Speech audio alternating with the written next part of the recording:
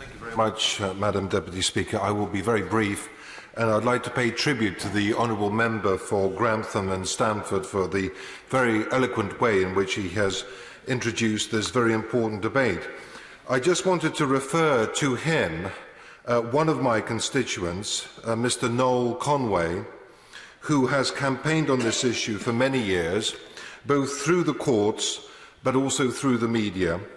I had the privilege of visiting him and his wife at their beautiful Shropshire home and spending the afternoon with him to find out about his daily life and how his wife is caring for him.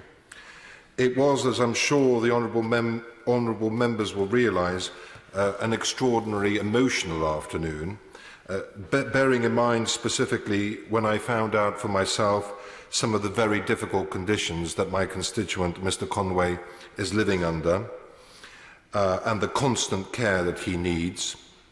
I spoke to him about Switzerland and about the possibility of him travelling to Switzerland, and his answer will stay with me forever. He said, "No, I'm an Englishman and I want to die in England." And I think that's extremely important, because whereas some constituents have the wherewithal and the financial means and the opportunities to travel to Switzerland, to take things into their own hands, that is not always the case for all of our constituents, bearing in mind financial restrictions, but also the fact that some people do not want to leave our country in order to be able to die. This is their home, this is where their families live, and this is where they want to die. I have always been a Roman Catholic.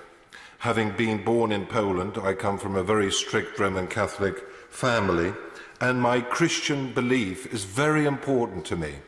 But I have disagreed with my own church on the numerous issues, and as the honourable gentleman alluded to, the church, in our views, is not always right.